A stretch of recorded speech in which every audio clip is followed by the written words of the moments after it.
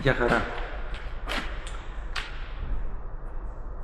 Εγώ συστήθηκα, αλλά ξέχασα να συστήσω το φιλαράκι μου από εδώ, τον Μπάμπη. Ο Μπάμπης είναι καλός συνεργάτης, δεν λέει ποτέ όχι. Αλλά θα ήθελα να πω δύο λόγια για την πάρτι του, γιατί είναι το μουλάρι της παρέας, τραβάει όλο το ζόρι, αλλά δεν εμφανίζεται τόσο πολύ όσο στην κάμερα. Εγώ είμαι ο καμεροκαβλάκιας,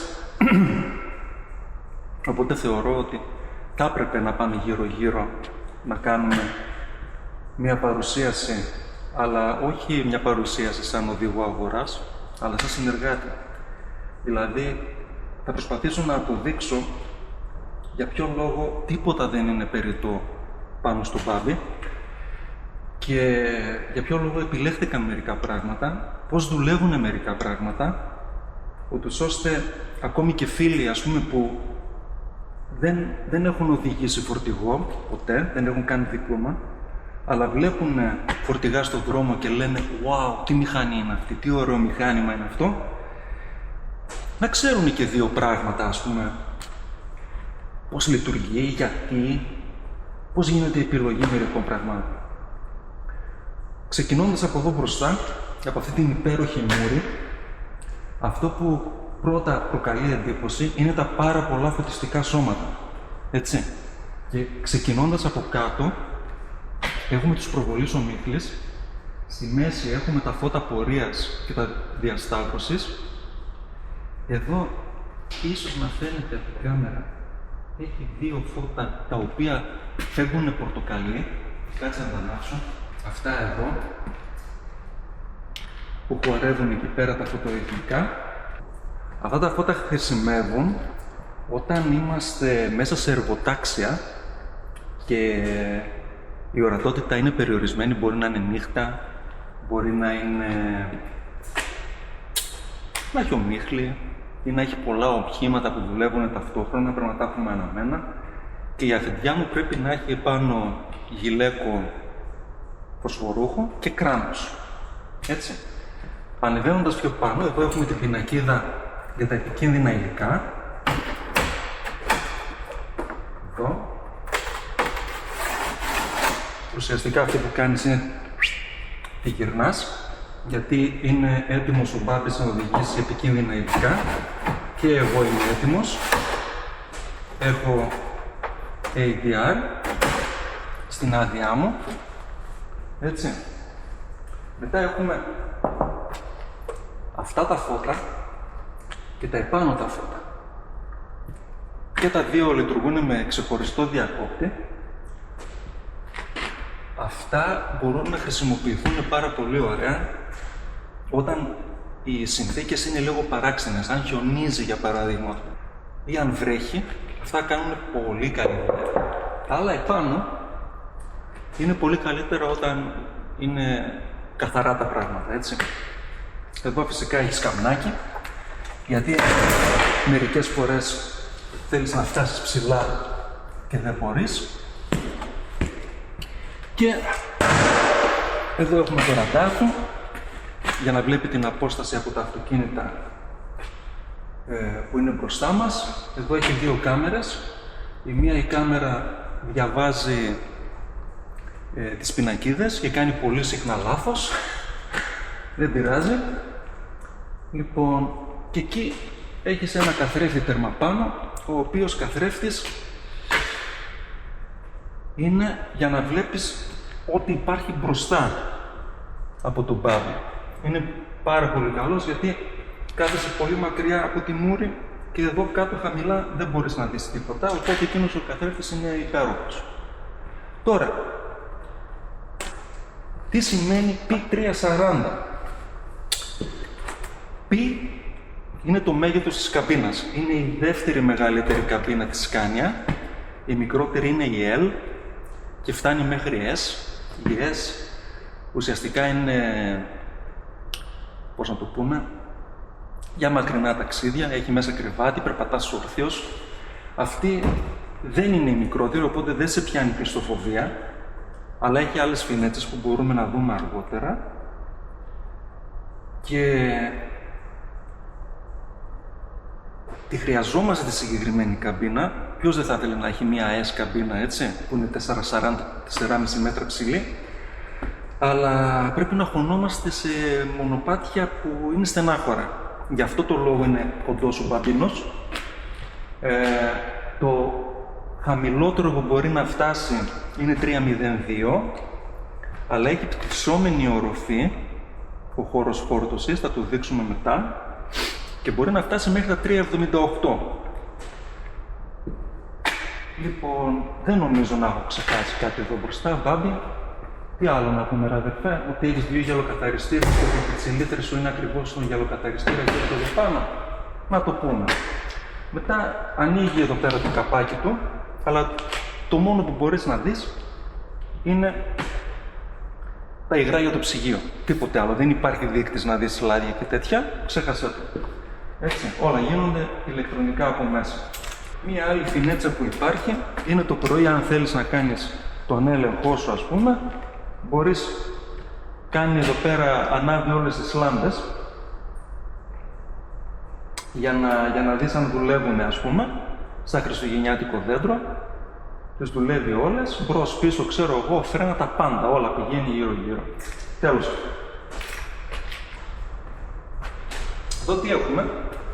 Έχουμε 2 καθρέφτες, ο ένας είναι κιλωτός, για να βλέπεις πολύ πιο ανοιχτά και πολύ πιο μακριά. Ο άλλος είναι σχεδόν ίσιος. 2 σκαλοπάτια, πολύ εύκολο να ανεβαίνεις και να κατεβαίνεις πολλές φορές την ημέρα. Φως εργασίας, το οποίο ανάβει απ' εδώ. Αλλά χρειάζεται. Το οποίο ανάβει απ' εδώ.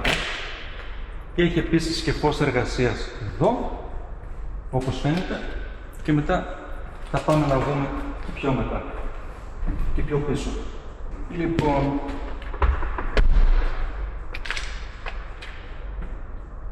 αποθηκευτικός χώρος, ανοίγει από εδώ, ανοίγει και από μέσα. Δεν χρειάζεται αν είσαι μέσα, δεν χρειάζεται να βγεις έξω να πάρεις πράγματα. Το υγρό για τους γυαλοκαθαριστήρες μπαίνει εδώ. Μπροστά άξονας, μονότροχο φυσικά. Μπορεί και σηκώνει 9 τόνους. Και εδώ ερχόμαστε στις μπαταρίες. Και εδώ είναι ένα από τα βασικότερα συστατικά του Μπάμπη και θέλω να σταθούμε αρκετά. Είναι το μοτέρ, ο σασμάν, το διαφορικό, που θα πούμε σε λίγο, και το καύσιμο. Ο κινητήρας που έχει είναι πεντακύλινδρος, τύπου Otto, είναι 9 λίτρα και χρησιμοποιεί φυσικό αέριο για να δουλέψει. Όπως προείπαμε, παράγει 340 άλογα και 1650 νιούτον ροπή στις 1650 στροφές. Τι σημαίνει αυτό? Σημαίνει ότι την πρώτη φορά που θα το οδηγήσεις, θα πεις αυτό το αμάξι σέρνεται. Γιατί οι πιο πολλοί έχουν συνηθίσει να οδηγάνε δίζελ αυτοκίνητα που έχουν τη ροπή τους πολύ χαμηλά. Οπότε όταν μπαίνεις σε ένα τέτοιο αυτοκίνητο που μέσα σ' άκρες δουλεύει σαν οικογενειακό αυτοκίνητο, σαν γιοταχή, δηλαδή σηκώνει γύρω στις 2.500 στροφές μπορεί να φτάσει, λες αυτό το αμάξι σέρνεται, δεν πάει βήμα. Αλλά αν μάθεις τα κουσούρια του, όχι αγόρι μου, δεν έχεις κουσούρια εσύ, αλλά λέμε το, αλλά αν μάθεις να το οδηγάς,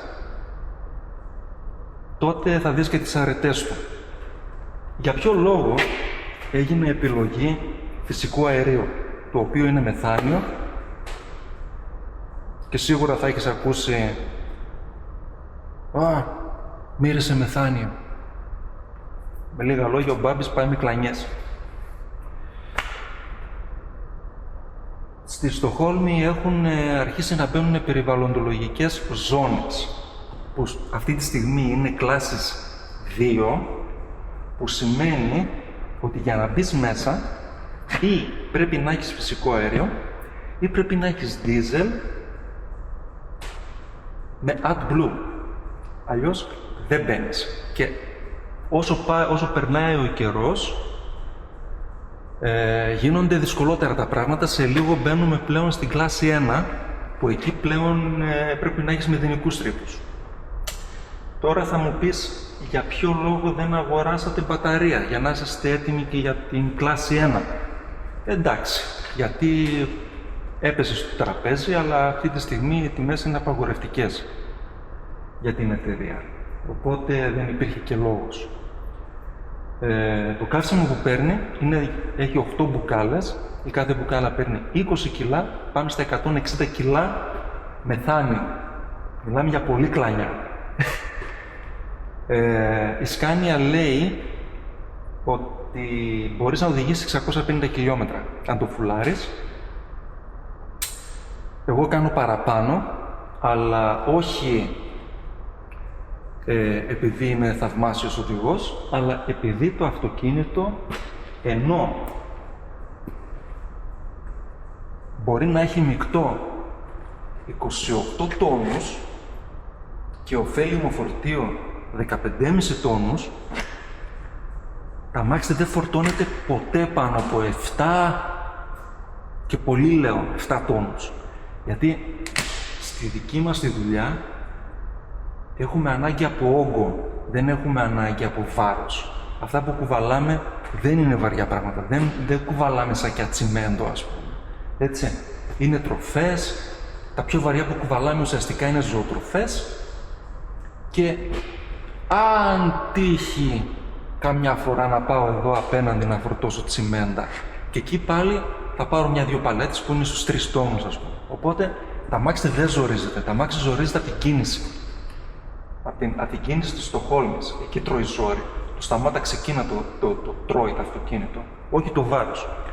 Και εδώ σίγουρα θα μου πεις, καλά, αφού το μελετήσατε το αυτοκίνητο πριν το αγοράσετε και δεν φορτώνετε ποτέ 15,5 τόνους, γιατί στις Παναγιά σταμάτησε τριαξονικό?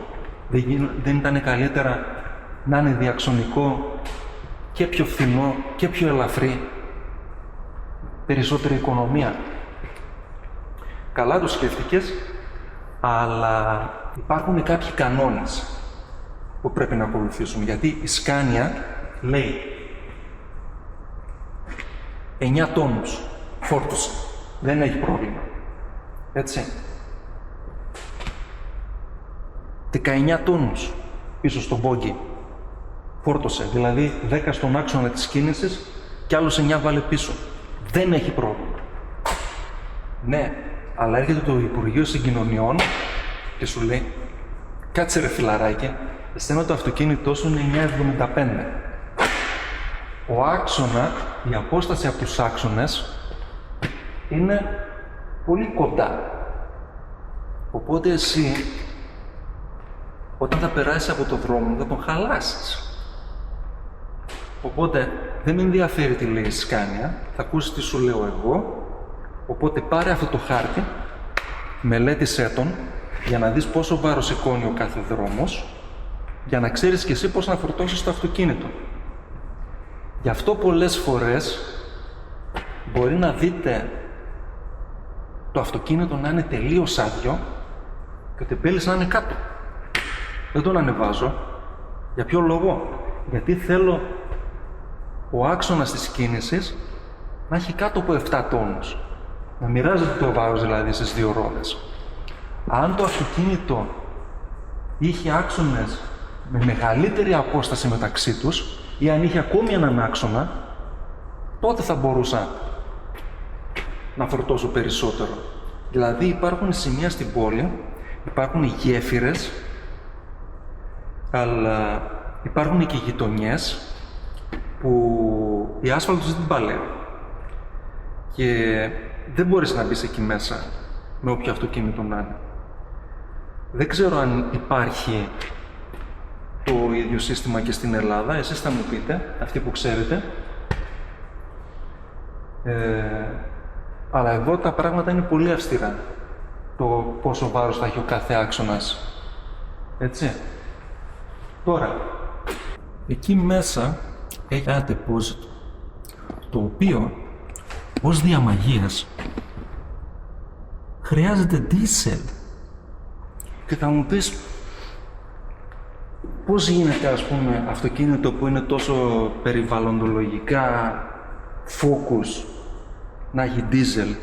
Χρησιμοποιεί diesel για τη θέρμανση του παρκαρίσματος. Αυτό εδώ είναι, δίνει πετρέλαιο σε ένα πολύ μικρό καυστήρα, δεν έχει να κάνει τίποτα με το μοτέρ του αυτοκίνητου, και το μοναδικό πράγμα που κάνει ουσιαστικά είναι μέσω της οθόνης που έχει μέσα γράφεις το πότε θέλεις να ξεκινήσεις να δουλεύεις, πότε θα αρχίσεις να οδηγάς, και το σύστημα από μόνο του διαβάζει τη θερμοκρασία που υπάρχει στο περιβάλλον και αναλόγως ξεκινάει τον καυστήρα, ούτως ώστε όταν έρθεις να είναι ζεστό και υπέροχο. Πολύ ωραίο σύστημα, αλλά έχει δύο μειονεκτήματα. Το πρώτο είναι ότι στο δοχείο εκεί κάτω που μπαίνει το diesel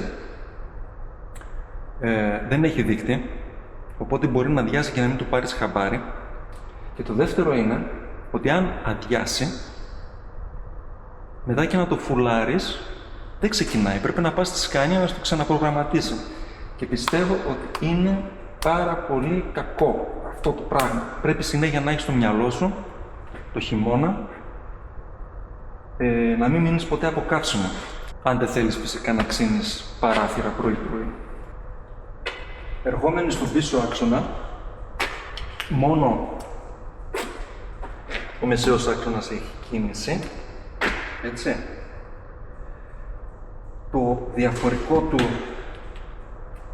είναι σχετικά κοντό, αλλά το Sazman έχει overdrive. Ξέχασα να πω ότι το Sazman του έχει 14 ταχύτητες για εμπρός και 2 ταχύτητες για πίσω. Έτσι. Είναι αρκετά κοντό το διαφορικό του, για τον απλό λόγο ότι είναι πολύ σταμάτα ξεκίνα μέσα στην κίνηση. Έτσι. Και ο τελευταίος άξονας μπορεί να σηκωθεί, ο λεγόμενος τεμπέλης, και στρίβει μαζί με τον μπροστινό άξονα. Δηλαδή, δεν είναι κάρο να στρίβει απλά από τη φορά του αυτοκίνητου.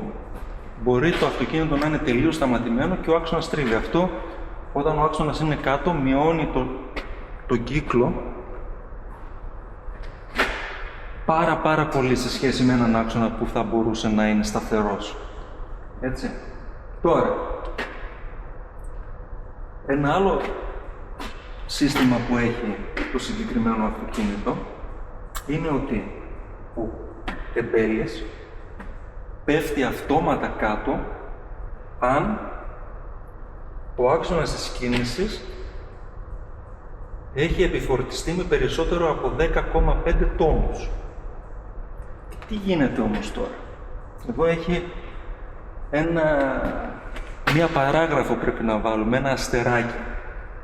Εάν υποθέσουμε ότι έχουμε 11 τόνους στο αυτοκίνητο, ωραία, ο άξονας θα πέσει, έτσι, και θα έχουμε περίπου 6 τόνους εδώ και άλλους 5 εδώ. Ωραία, για να φτάσουμε τους 11. Αν φτάσεις,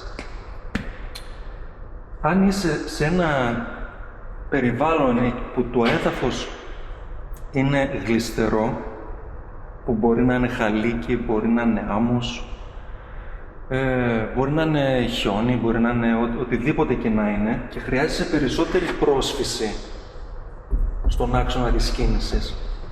Δεν μπορείς να ανεβάσεις το τεμπέλι επάνω για να μπορέσεις να ξεκινήσεις. Για τον απλό λόγο ότι η Scania θέλει να προφυλάξει αυτόν τον άξονα από υπερφόρτωση. Γιατί αν έχεις φορτώσει 18 τόνους στους δύο άξονες και θελήσεις να το σηκώσεις, αυτός ο άξονας μόνος του δεν αντέχει 18 τόνους. Οπότε τι έκανε η Scania? Έχει ένα μαγικό κουμπί μέσα, όταν το πατάς, μπορείς και μεταφέρεις βάρος από τον τεμπέλη, δηλαδή η τριγωνομετρία της ανάρτησης αλλάζει, και από τον τεμπέλη μπορείς να μεταφέρεις βάρος στον μπροστά άξονα, στον άξονα της κίνησης, μέχρι που να φτάσει στη 10,5. Φανταστικό δεν είναι?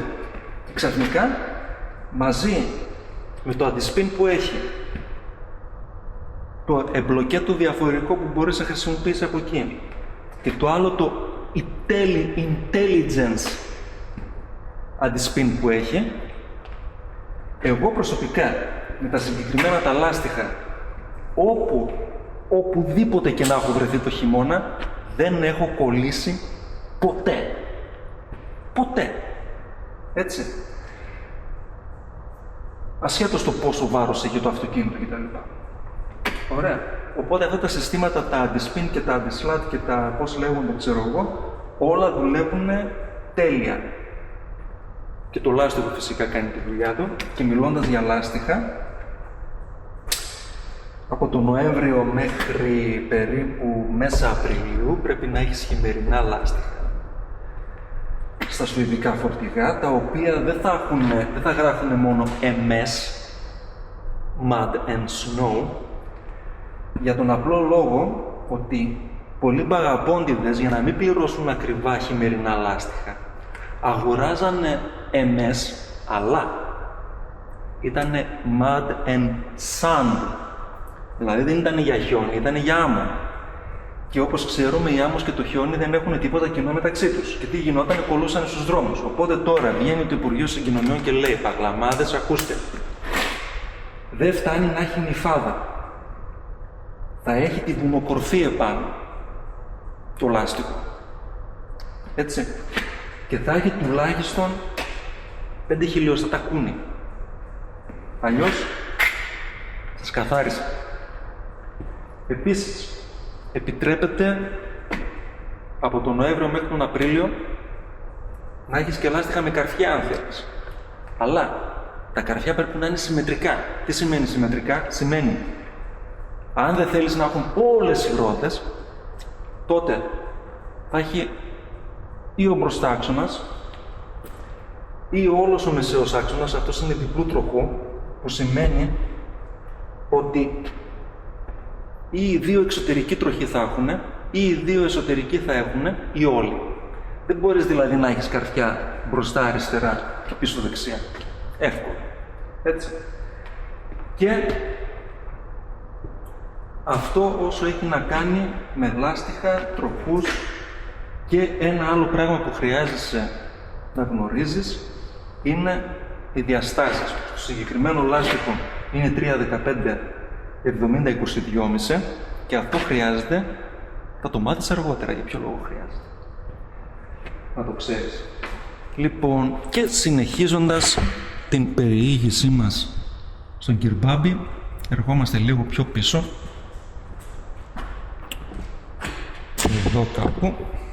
Εδώ έχουμε ντουλαπάκι, φανταστικό ντουλαπάκι, πάρα πολύ ωραίο, το οποίο έχει μέσα πυροσβεστήρα, μπορείς να βάλεις και πράγματα. Για μένα είναι άδειο, δεν χρειάζεται. Και εδώ πάνω, αυτό το μαντζαφλάρι εδώ, το μηχάνημα, δίνει 220 βολτ επάνω, στο χώρο φόρτωσης. Και είναι πάρα πολύ καλό όταν θέλω να φορτίσω το ηλεκτρικό πάλετο φόρο. Εδώ είναι εξωτερική για ρεύμα, έτσι, και εδώ κάτω είναι το lift. Αυτό βάζεις εδώ τον μάντα και γυρνάς και πάρα πολύ εύκολα μπορείς να το τυλίξεις. Ερχόμενοι εδώ πίσω, το κολαράκι του Μπάμπη, έχουμε την υδραυλική πόρτα, η οποία μπορεί και σηκώνει μέχρι 2 τόνους. Εδώ και γράφει κιόλας ότι μέχρι 2 τόνους στο 1 μέτρο. Για να τα ανοίξουμε κιόλας. Λοιπόν, μέχρι εδώ που γράφει Max Load και εκεί, εδώ ας πούμε είναι 1 μέτρο. Από εδώ μέχρι εδώ είναι 1 μέτρο. Μέχρι εκεί μπορείς να φορτώσεις 2 τόνους. Μετά άμα έρθεις άλλους 25 πόντους, πέφτεις στα 1650 κιλά και όσο βγαίνεις πιο έξω γίνεται μικρότερο. Λοιπόν, αν πάμε στον αποθηκευτικό χώρο,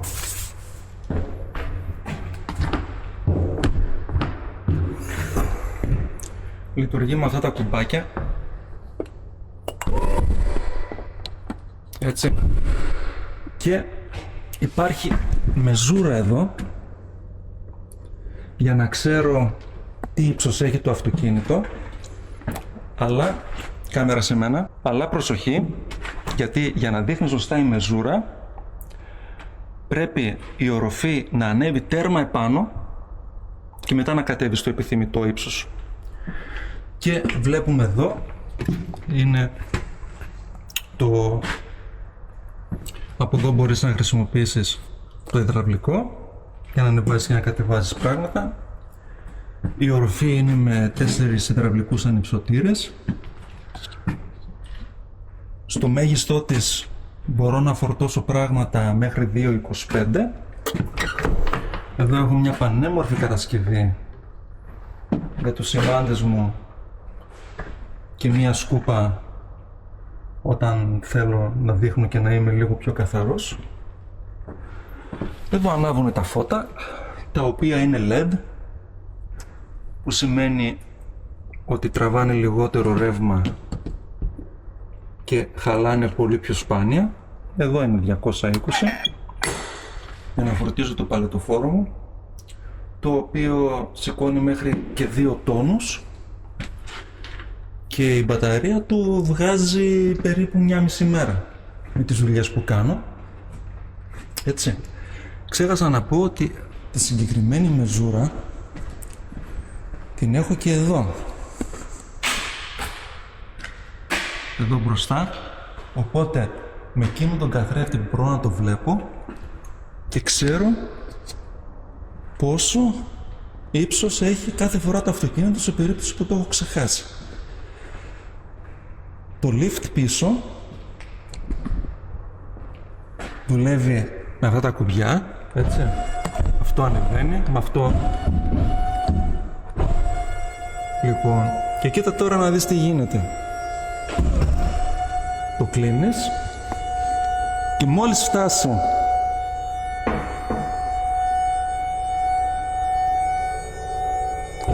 εδώ, σταματάει. Δεν πάει παραπέρα. Για ποιο λόγο? Για τον απλό λόγο ότι πρέπει να πατήσεις και αυτό το κουμπί. Για ποιο λόγο? Για τον απλό λόγο ότι μερικοί καλοθελητές, ταυτόχρονα κλείνοντας την πόρτα, βάζανε το κεφάλι μέσα να δούνε ξέχασα κάτι και κάνανε το κεφάλι του σκολοτούμπα. Γι' αυτό το λόγο το αλλάξανε και τώρα χρειάζονται 2 χέρια για να κλείσει τελείως. Εδώ πάνω έχει κάποιες καημένες σημαίες οι οποίες χρειάζονται. Καταρχήν ξέχασα να πω ότι για το lift, για την πόρτα την υδραυλική, πρέπει να έχεις πιστοποίηση. Δεν μπορείς απλά να το χρησιμοποιήσεις. Για τον απλό λόγο ότι είναι για εμπορεύματα πάνω από 1 τόνο. Λοιπόν, είναι βαριάς εργασίας, αν το πούμε έτσι. Και όταν χειρίζεσαι την πόρτα, δεν πρέπει να υπάρχει κανένα άτομο σε απόσταση 1 μέτρου από την πόρτα. Είναι δική σου ευθύνη το τι θα γίνει. Έτσι. Και προκύπτει μια ερώτηση. Μπορώ να οδηγήσω με την πόρτα ανοιχτή? Και η απάντηση είναι ναι, μπορείς. Αλλά η πόρτα θα είναι 90 μοίρες ανοιχτή. δεν θα είναι μισάνοιχτη και εκεί έρχονται οι σημαίες. Γιατί όταν θα πέσει κάτω η πόρτα, αυτές οι σημαίες θα φαίνονται. Αυτά εδώ μια φορά για έναν καιρό ήταν φωσφορούχα. Ίσως ήρθε ο καιρός να τα αλλάξουμε, ώστε όταν η πόρτα είναι ανοιχτή, οι οδηγοί από πίσω ξέρουν ότι το αυτοκίνητο είναι 3 μέτρα πιο μακρύ. 2,5, εντάξει, τα παραλές. Εδώ από πίσω έχουμε τις μπάρες κρούσης, που μοιάζει λίγο σαν προφυλακτήρας, αλλά ουσιαστικά είναι αν κάποιος αυτοκινητιστής καημένος δεν προλάβει να πατήσει φρένο και χωθεί από κάτω, να μην πεθάνει. Αυτά εδώ θα τον σταματήσουν. Λειτουργούν λίγο, ας πούμε, σαν σούστα για να κόψουν λίγο την ορμή. Μετά έχουμε τις 2 κάμερες. Θα μου πεις γιατί 2, γιατί μία δεν είναι ποτέ αρκετή. Η αριστερή είναι της Scania και δεν ξέρω πώς λέγεται ακριβώς το σύστημα, αλλά είναι ευρείας. Ο φακός της είναι ευρείας κάλυψης. Είναι πάρα πολύ καλό όταν κάνεις όπισθεν, π.χ. σε μια διασταύρωση, αντί να κατεβαίνεις από το αυτοκίνητο συνέχεια και για να πας να δεις αν έρχεται κανένας φουκαράς πριν κάνεις όπισθεν, αν δεν έχεις βοήθεια φυσικά. Είναι πάρα πολύ καλό γιατί πριν ακόμα βγεις πάνω στο δρόμο ήδη βλέπεις αρκετά μακριά αριστερά και δεξιά αν έρχεται κανένας. Αλλά έχει ένα μειονέκτημα, επειδή έχει το φακό του ψαριού, είναι κιλωτός δηλαδή, δεν έχεις την αίσθηση της απόστασης. Τα πράγματα που βλέπεις στην οθόνη μπροστά φαίνονται πολύ πιο μακριά από το κανονικό. Γι' αυτόν τον λόγο έχουμε την άλλη κάμερα, τη δεύτερη, που την έχουμε βάλει εμείς εξτρά και είναι σαν να βλέπεις σε καθρέφτη. Είναι δηλαδή 1 προς 1 τα πράγματα, οπότε έχεις μια αίσθηση του χώρου. Έτσι, γι' αυτό το λόγο. Μετά έχουμε εδώ ακόμη ένα αποθηκευτικό χώρο με πυροσβεστήρα και εδώ και κάποιους σημάντες εξτρά αν χρειαστούν. Και εδώ είναι τα γραφικά της οροφής, το μηχανάκι και οι υπόλοιπες συμπουκάλες για το καύσιμο ουσιαστικά. Αυτό εδώ που είναι και ψιλογρατζουνισμένο είναι ο αισθητήρας για ποδηλάτες και πεζούς που μπορεί να είναι δίπλα. Ακόμη ένας αποθηκευτικός χώρος εδώ και έχει μέσα έναν μεταλλακτή όπως είχε πάνω, αυτόν εδώ πέρα τον μεγάλο, που είναι συνδεμένος με το φούρνο μικροκυμάτων. Εκεί έχουμε 3 καθρέφτες ακόμη που αν τους ρυθμίσεις σωστά δεν έχεις καθόλου νεκρή γωνία από αυτή την πλευρά. Ο ένας, αυτός εδώ, μπορείς και βλέπεις ακριβώς κάθετα και περίπου μέχρι σε αυτό το σημείο εδώ, και με τους άλλους 2 μπορείς και βλέπεις από εδώ και πίσω. Μετά αν έχεις αυτόν ρυθμισμένο σωστά μπορείς και βλέπεις μέχρι και εδώ περίπου στο αυτοκίνητο και όλη την άλλη πλευρά. Πάμε να δούμε και την καμπίνα. Αυτό είναι το γραφείο μου και το πιλωτήριο.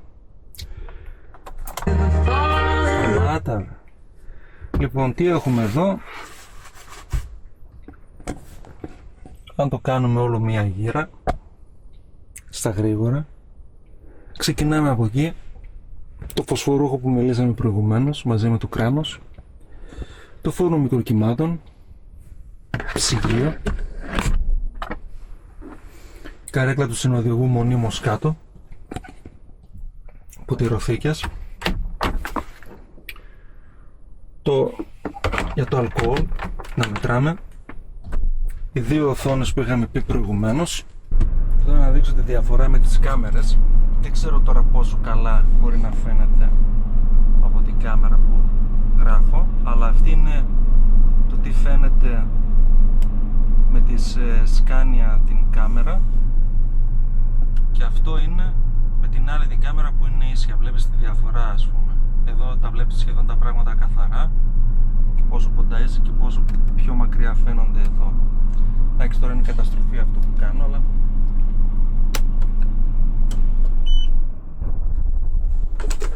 συνεχίζοντας με την καμπίνα, εδώ έχεις τα χειριστήρια για τα φώτα, παράθυρα και καθρέφτες. Έτσι. Εδώ κάτω έχεις για φώτα εργασίας και το στροβοσκόπιο που είπαμε προηγουμένως, και εδώ είναι για να ανοίγει και να κλείνει για το αν θα λειτουργεί η πίσω υδραυλική πόρτα. Εδώ κάτω λειτουργούν τα διαφορικά. Από εδώ σηκώνεις και κατεβάζεις τον τεμπελάκο, και από εδώ είναι αυτό το σύστημα που είπα προηγουμένως, ότι μπορείς να μετακινήσεις βάρος από τον άξονα, και αυτό είναι το μπλοκέ διαφορικό, αν θέλεις το μπλοκάρεις. Εδώ για το λόγο το αληθές, εδώ σε αυτή την οθόνη. Τώρα ας πούμε θα πατήσω το κουμπί και αρχίζει να μεταφέρει βάρος, έτσι, και έχει μεταφέρει βάρος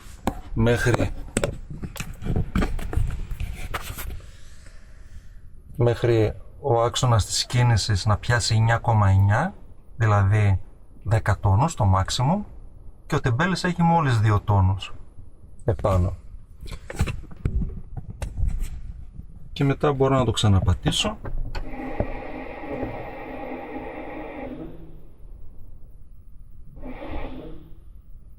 και τώρα το έχουν μοιραστεί το βάρος. Έχουν 7,3 και 4,5 και ο μπροστά άξονας έχει 6,1. Το σύνολο είναι 17,9. Η οθόνη γενικά το αριστερό και δεξί της μέρος μπορώ να βάλω ό,τι θέλω. Στη μέση μπορώ να κάνω τις ρυθμίσεις από το τιμόνι, από εδώ, και μπορώ να διαλέξω ανάμεσα το πόσο βάρος έχει το αυτοκίνητο, το τι ύψος έχει, το αν έχω κάποιο διαφορικό μπλοκαρισμένο, πόσο αέρα έχουν τα λάστιχα. Εδώ είναι το πόσα χιλιόμετρα έχω κάνει, έχει 3 μετρητές για τα χιλιόμετρα. Εδώ έχει να κάνει με τον ταχογράφο, το πόσο ακόμη μπορώ να οδηγήσω και τα διαλύματα που έχω να κάνω. Εδώ είναι τα εβδομαδιαία και εδώ είναι πόσο έχω μέχρι που να τελειώσει η ημέρα. Εδώ είναι πόσο καλός οδηγός είμαι. Λέει ας πούμε ότι είμαι 62% καλός στις αποστάσεις που κρατάω από τα αυτοκίνητα, 76% στο φρενάρισμα και 44% στις κατηφόρες. Και αυτό γιατί νιώθω πολλές φορές ότι μειώνει ταχύτητα, ειδικά στον αυτόματο πιλότο, πάρα πολύ γρήγορα και πατάω γκάζι για να αυξήσει την ταχύτητα.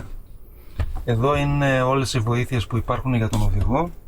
Είναι το Lane Assist για να σε κρατάει μόλις καταλάβει ότι να αφήσεις το δρόμο. Εδώ αν υπάρχουν πεζοί ακριβώς μπροστά σου και δεν τους έχεις δει, αυτόματο φρενάρισμα.